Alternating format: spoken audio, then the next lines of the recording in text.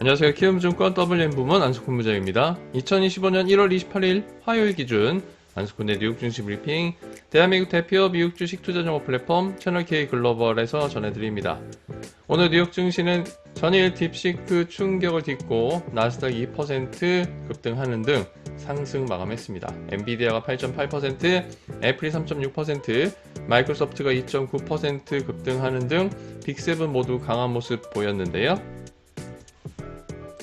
이와 함께 설 연휴 키움증권 패밀리 채널 편성표 말씀드립니다. 오늘은 채널K 글로벌에서 뉴욕 증시 브리핑과 함께 채널K에서 설 연휴 특집으로 한국 증시와 설날에 대한 이야기 전해드리겠습니다. 정오에 공개되니까 많은 관심과 시청 부탁드립니다. 주요 지수 확인하죠. 다우존스 산업평균지수 0.31% 반등했습니다. 나스닥 2% 넘게 급등했고요. S&P 500도 0.92% 상승 마감했습니다.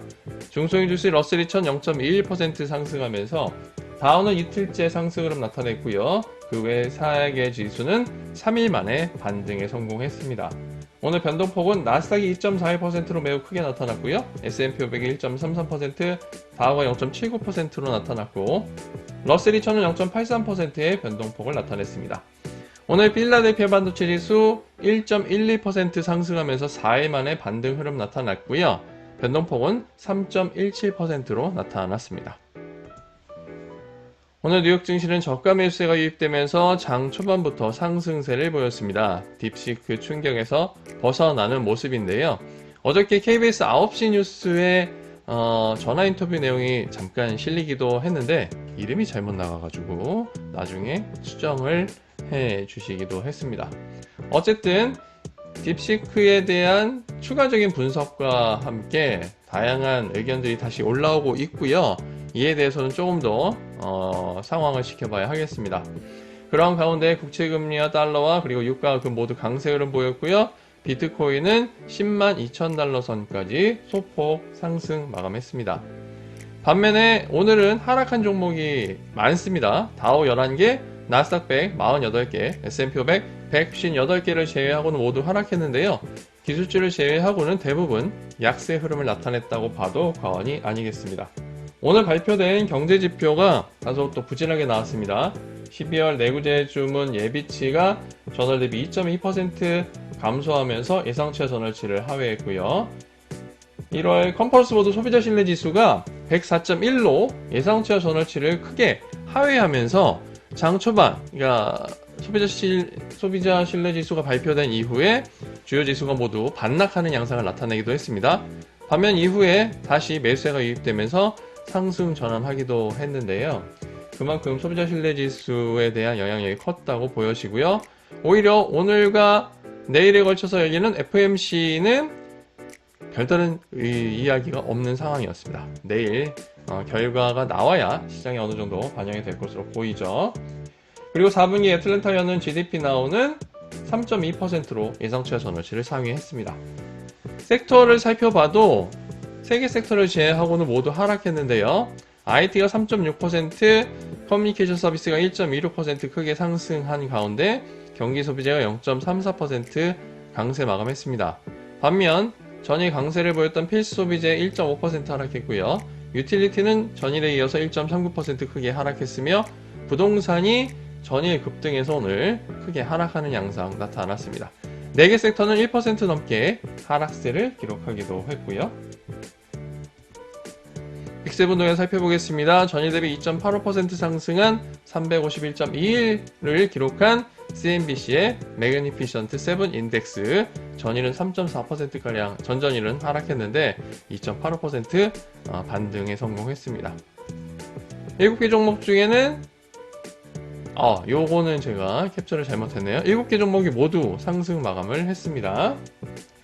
내용을 좀 살펴보겠습니다. 애플은 뱅크 오브 아메리카가 오는 3월과 4월에 아이폰 SE 출시 예상, 그리고 6월에 WWDC를 앞두고 투자 의견 매수를 유지했고요. 마이크로소프트는 UBS가 딥시크 충격에 따른 주가 하락이 과하다고 평가하면서 투자 의견 매수 유지했습니다. 엔비디아 역시 모건 스탠리가 딥시크 충격의 시장의 변화를 반영한다는 의미에서 투자 의견 비중 확대는 유지했고요. 목표 주가는 166달러에서 152달러로 하향 조정했습니다. 그리고 테슬라는 BMW와 함께 중국 전기차에 대한 유럽연합의 추가 관세에 대한 이의를 제기했다는 소식인데요. 이는 BMW와 테슬라가 중국에서 생산한 전기차의 유럽 수입을 염두에 둔 것으로 보여집니다. 그리고 오늘 딥시크 관련된 뉴스를 전해드릴 건데요. 안드로이드에서 약 100만 다운로드가 이루어졌고 200만 다운로드까지 가능하겠다는 연구 결과가 나왔습니다. 이건 이제 미국 기준이고요. 미국은 주로 아이폰을 사용하기 때문에 애플 앱스토어에서 주로 많이 사용하죠. 현재 지난 월요일부터 다운로드 1위를 차지하고 있다고 하는데 안드로이드 구글 스토어에서도 현재 1위에 올라섰다는 소식이 전해졌습니다. 이러한 흐름은 당분간 좀 진행이 더 유지가 될 것으로 보이는데 일단 딥시크에서 전일 중국 외에 사용 제한을 그러니까 신규 가입 제한을 걸었기 때문에 이러한 흐름도 이후의 흐름에 어떤 영향을 미칠지 좀 살펴봐야 하겠습니다. 빅7 시가총액 살펴보면 애플이 3조 5,820억 달러로 1위를 달리고 있고요. 마이크로소프트가 3조 3,230억 달러, 그리고 엔비디아가 다시 3조 달러대 회복했습니다. 3조 1,550억 달러로 3위에 랭크되었고요. 아마존이 2조 5,040억 달러, 알파벳이 2조 3,980억 달러, 메타 플랫폼스 오늘 사상 최고치 경신하면서 1조 7,020억 달러, 그리고 테슬라도 오늘 6일 만에 반등했습니다. 1조 2,770억 달러, 이렇게 7개 종목이 오늘 모두 상승 흐름을 나타냈고요. 메타 플랫폼스와 함께 아마존은 사상 최고치를 다시 한번 경신했습니다. S&P 500 히트맵 살펴보면 빅7 위주로 상승한 것을 알 수가 있고요. 소프트웨어 업종은 일부는 상승했고 일부는 하락하는 양상을 나타냈습니다. 이와 함께 반도체 업종에서는 아날로그 반도체 업종은 주가가 큰 힘을 쓰지 못하는 모습을 나타냈고요. 오늘 경기 소비재에서는 아무래도 테슬라와 아마존의 상승세가 전반적으로 주가의 상방 압력으로 작용했고 특히 크루즈 업체들의 실적 호조에 따른 주가 상승 흐름이 섹터의 상승세를 이끌었다고 보여집니다. 반면에 필수 소비재는 대폭 하락하는 양상 나타냈는데 특히 음료 업체들의 주가가 큰 폭의 하락세를 기록했습니다. 유틸리티 역시 하락했는데요. GE 버너바, 비스트라, 콘스텔레이션 에너지 등 최근에 AI 모멘텀 테마가 적용되고 있는 종목들을 제외하고는 전반적으로 하방 압력을 받았습니다. S&P 500 기준으로 상위 5개 종목 하나 살펴보면 크루즈 여행 업체입니다. 로열 캐리비안 크루즈가 12% 급등하면서 사상 최고치로 마감했습니다.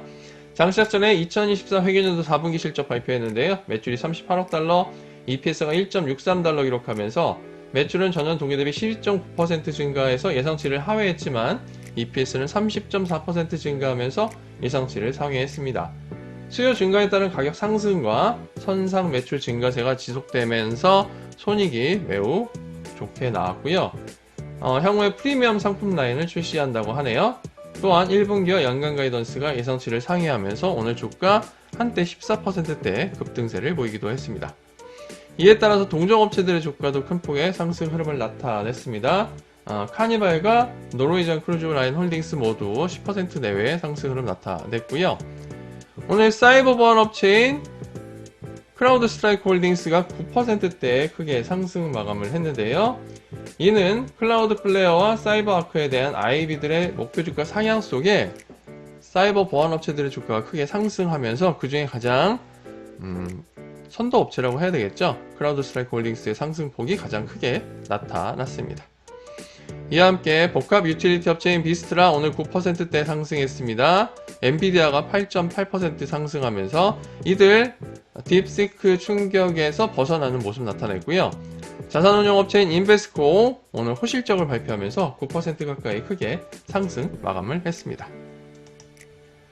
반면에 하위 5개 종목 하나 살펴보면 방산업체인 로키드 마틴, 자동차 업체인 제너럴 모터스, 이들이 오늘 부진한 실적이라고 해야 될까요? 가이던스가 부진하면서 주가가 크게 하락하는 양상을 나타냈고요. 식음료 도매유통 업체인 시스코 역시 다소 부진한 실적 속에 주가가 6% 가까이 하락하는 양상을 나타냈습니다. 로키드 마틴은 최근 주가 하락세가 계속 이어지고 있습니다. 일론 머스크가 지난 10월 말이었죠? 11월이었죠? 도지 수장을 맡은 이후로 이런 비행기를 어떻게 만드냐, 이렇게 가성비가 떨어지는 이런 이야기를 했고, 또한 지난 분기에도 실적이 좋지 않으면서 주가가 크게 하락했는데, 마찬가지로 이번 분기 마지막 4분기 실적도 부진하면서 9%대 하락 마감했습니다.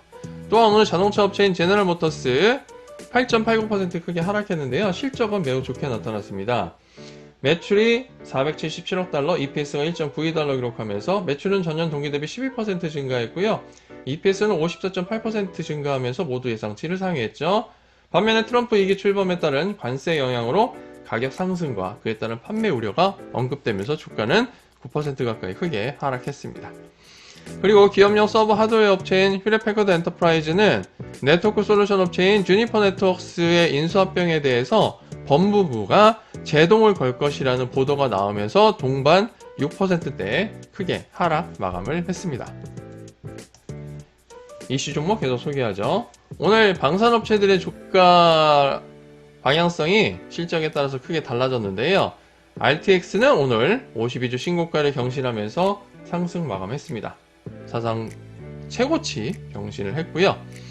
오늘 장시작 전에 실적을 발표했습니다. 매출은 216억 달러, EPS 1.54달러 기록하면서 매출은 전년 동기 대비 8.5%, EPS는 19.3% 증가, 모두 예상치를 상회했습니다. 또한 연간 가이던스가 예상치에 부합하면서 주가는 2.64% 상승 마감했고요. 철강업체인 누코와 중장비 업체인 크레인 역시 호실적을 발표하면서 3%대 그리고 12%대 상승 마감했습니다.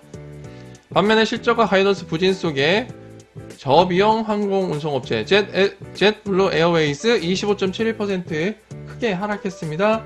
매출이 22억 8천만 달러, EPS 마이너스 0.21달러 기록하면서 매출은 2.1% 감소했고요. EPS는 9% 악화되었음에도 불구하고 모두 예상치는 상회했습니다. 그만큼 실적에 대한 우려가 컸다는 이야기인데요. 반면에 1분기 단위 비용이 최대 10% 상승할 것이라는 전망이 나오면서 주가는 25% 넘게 급락 마감을 했습니다.